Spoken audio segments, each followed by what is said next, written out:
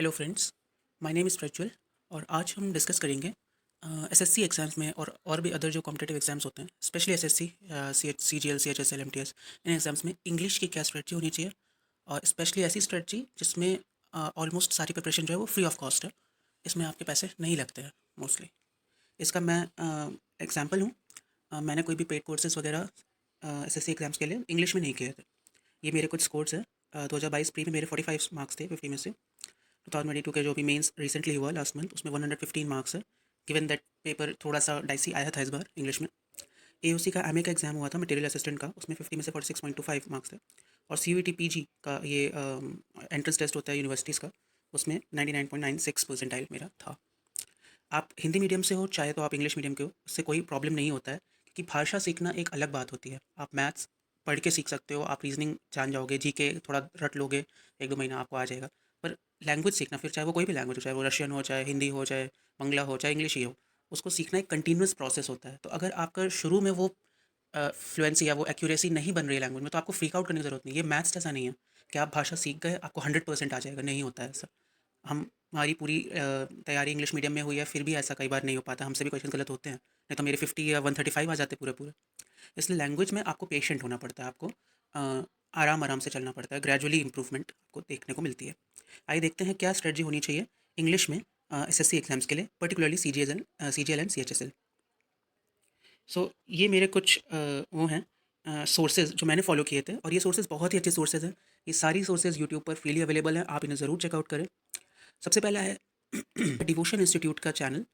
ये जयपुर बेस्ड एक चैनल है। इसमें रोहित सर की प्लेलिस्ट है एक, जो कि करीब 60-70 उसमें वीडियोस है। ये मैं ग्रामर सेक्शन के लिए बता रहा हूँ। डिवोशन इंस्टीट्यूट आप सर्च करके ये प्लेलिस्ट आराम से आपको मिल जाएगी। रोहित सर इंग्लिश ग्रामर के वीडियोस हैं, बहुत ही अच्छे वीडियोस हैं, बहुत अच्छे से उन्होंने पढ़ाया है। ये मेरा कोई कोलैबोरेशन या वैसा कुछ नहीं, मैंने खुद उनसे मतलब उस प्लेलिस्ट से करीब करीब 5-6 बार मैंने उसको रिवाइज़ किया है, और उसमें बहुत अच्छा कंटेंट है। जैसा आपको पेड कोर्सेज में मिलता है ऑलमोस्ट, या उससे बेटर कंटेंट मैं कहूँगा कि उन्होंने पढ़ाया हुआ है, बहुत ही अच्छा कंटेंट है। इस प्लेलिस्ट की मैं आपको जो लिंक है वो डिस्क्रिप्शन बॉक्स में या पिंड कमेंट में दे दूँगा। और इसमें उन्होंने हिंदी मीडियम का भी बहुत अच्छा ध्यान रखा है। जो बच्चे हिंदी माध्यम से हैं वो बहुत ईजिली इसको पढ़ पाएंगे, समझ पाएंगे। इसके अलावा उनकी एक और प्लेलिस्ट है जो 26-27 वीडियोज़ की वोकेबलरी की प्लेलिस्ट है, वो भी अच्छी है, उसको भी आप चेकआउट कर सकते हो। उसमें कई सारे वर्ड्स वगैरह उन्होंने डिस्कस किए हैं। ये करने के अलावा अगर आप करना चाहें तो 2 मैराथन क्लासेस हैं 12 आवर्स या 10 आवर्स की। एक तो रानी मैम ने ली है। रानी मैम बहुत फेमस मैम है, इंग्लिश की टीचर हैं। 60 रूल्स ऑफ ग्रामर उन्होंने पढ़ाए हैं। या फिर आप निमिषा बंसल मैम की क्लास ले सकते हैं, उसमें भी 120 रूल्स ऑफ ग्रामर उन्होंने मतलब यूट्यूब पे पढ़ाए हुए हैं। वो बहुत ही अच्छे एग्जाम ओरिएंटेड क्लासेज है। 10 आवर्स या 12 आवर्स की क्लासेज है, तो डेली आप 45 मिनट्स 1 आवर करके देखोगे तो आपको 10-15 दिन में वो हो जाएगी। ऐसी डिवोशन वाली जो प्लेलिस्ट है, ये भी आपके मतलब करीब करीब धीरे धीरे भी चलोगे तो 1-1.5 महीने में आपका कंप्लीट हो जाएगा, और आपका बहुत अच्छा बेस बनेगा। इंपॉर्टेंट ये है कि इन क्लासेस को आपको रिवाइज करना चाहिए। एक बार में देखने में समझ में कई बार नहीं आती है लैंग्वेज, स्पेशली उनके लिए जिनको डिफिकल्ट लगता है इंग्लिश। जिनको ईजी लगता है उनके लिए तो कोई दिक्कत नहीं है, जिनको डिफिकल्ट लगता है उन्हें बार बार रिवाइज करना चाहिए।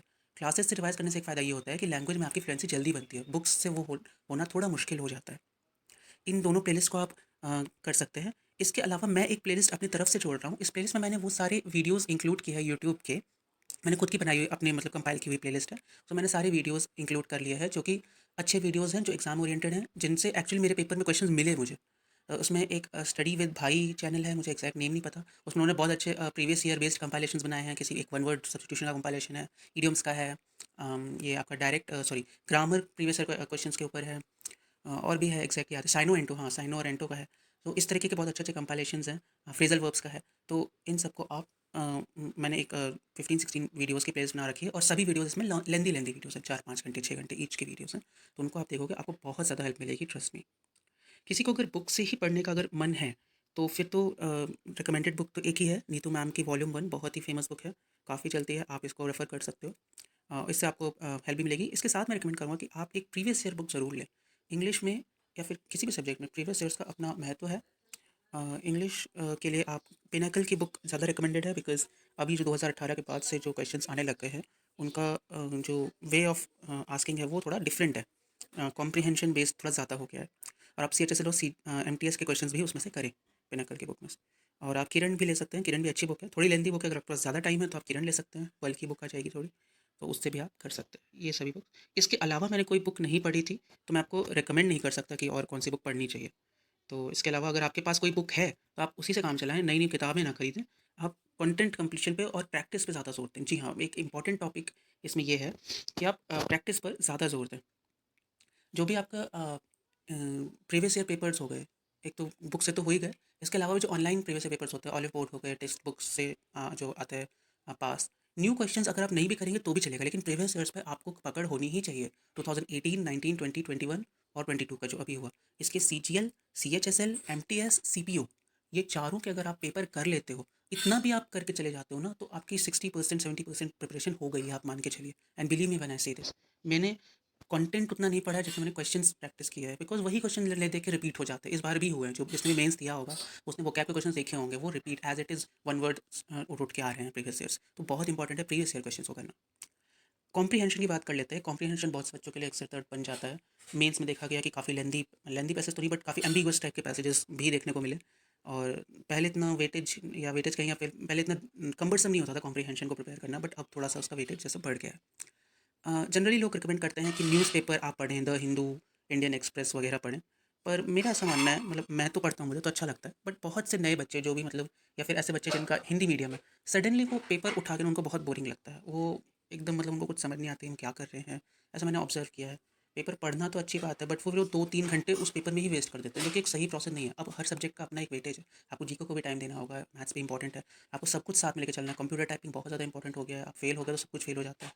तो इसलिए आप किसी एक सब्जेक्ट को लेके पूरे दिन नहीं बैठ सकते। इसलिए न्यूज़पेपर रिकमेंडेड तो है। कब रिकमेंडेड है? अगर आप उसे झेल सकते हो, आप उसको समझ सकते हो, आपको ठीक लगता है पढ़ने में, तो आप पढ़ें। अन्यथा कोई ज़रूरी नहीं है कि आप न्यूज़पेपर पढ़ें ही, ऐसा कंपल्सरी नहीं है। तो उसकी जगह पे आप क्या पढ़ सकते हैं? आप शॉर्ट न्यूज़ ऐप्स पढ़ सकते हैं। शॉर्ट न्यूज़ के बहुत सारे ऐप्स आते हैं। प्ले स्टोर पे आप जाएँगे, आपको डेली हंट मिल जाएगा, आपको जो इन शॉर्ट्स आता है, नेपली एक बहुत अच्छा ऐप है। ये शॉर्ट में करंट अफेयर्स बताते हैं, इससे आपको थोड़ा-सा नॉलेज भी बढ़ेगा जीके का। ऐसा ज़रूरी नहीं कि पूरा ही मिल जाए, बट अच्छा नॉलेज हो जाता है। उसमें वो बहुत लंबे-लंबे उसमें पैसेजेस नहीं रहते, ठीक-ठाक लेंथ के रहते हैं। नेपली मेरी तरफ से रिकमेंडेड है, KNAPPILY, नेपली। उसमें 5 व्हाट 1 हाउ इस तरीके का उसमें बहुत अच्छा है, आप देखोगे तो आपको खुद ही समझ में आएगा। नेपली बहुत मेरी तरफ से रिकमेंडेड। इसके अलावा आप इंग्लिश नॉवेल्स पढ़ो। नॉवेल्स पढ़ना बहुत इंटरेस्टिंग होता है। अब सभी बच्चे उपन्यास पढ़ने के शौकीन रहते हैं बचपन में, तो उसका आप अगर वो लेना चाहते हो न्यूज़पेपर का एक सब्स्टिट्यूट, तो इंग्लिश के लिए नॉवेल्स बहुत अच्छा ऑप्शन है। आप कोई भी नॉवल पढ़ सकते हो। आप APJ अब्दुल कलाम की जीवनी पढ़ सकते हो, आप नॉन फिक्शन जैसे होता है वो सब पढ़ सकते हो इंडिया के ऊपर बेस्ड, या फिर आप कोई भी बुक उठा लो। आप लूसेंट ट्राई करो, लूसेंट को इंग्लिश में पढ़ने की कोशिश करो, आपको अच्छी लगेगी। हो सकता है आपका जीके भी इंप्रूव हो जाए उससे। लूसेंट ही एक तरह की नॉवल ही है। लूसेंट लोगों को थोड़ी बोरिंग लगती है, वो अलग बात है, बट उस वो एक तरह की नॉवल ही है। स्पेशली आप हिस्ट्री पॉलिटी के सेक्शंस देखोगे तो नॉवल के तरीके से लिखी गई है, तो उसको भी आप ट्राई कर सकते हो। इसके अलावा चेतन भगत की नॉवेल्स आती हैं, अमीश की नॉवेल्स आती हैं, जो मतलब बेस्ट सेलर नॉवेल्स होती हैं। आप उनको लाओ, पढ़ के देखो, आपको फील आएगा। धीरे धीरे आपका एक बेस बनने लगेगा। मेरी तरफ से रिकमेंडेड है आप नॉन फिक्शन नॉवल ज़्यादा पढ़ो, बिकॉज उस तरह के पैसेजेस ज़्यादा आते हैं कंपेयर टू फिक्शन। सो उससे काफ़ी हेल्प मिलेगी। और एक एप्लीकेशन है यूट्यूब पर, SSC इंग्लिश। ये कुछ टीचर्स ने रिकमेंड भी किया, I think Aditya Ranjan sir ने किया था या किसी ने तो किया था। अच्छा ऐप है, इसमें प्रीवियस ईयर के क्वेश्चन हैं बहुत सारे, कंपाइलेशन भी है, जो आपके वन वर्ड सब्स्टिट्यूशन, ये सब चीज़ें भी हैं। तो इस ऐप से भी आप मतलब फ्री टाइम में यूज़ उसको कर सकते हो। ये मेरी तरफ से स्ट्रेटजी थी इंग्लिश की। इसमें जो भी कंटेंट मैंने रिकमेंड किया है, इसमें से ज़्यादातर की जो लिंक है, ये मैं आपको कमेंट में पिन कर दूँगा, आप उसको देख के उसकी हेल्प ले सकते हो। सो आई होप आपको हेल्प हुई होगी इससे, और मेरा अगर थोड़ा भी कंट्रीब्यूशन रहता है कि परफॉर्मेंस बढ़ती है इस स्ट्रेटजी को फॉलो करने से, तो I will be obliged. So thank you so much guys, and have a good day.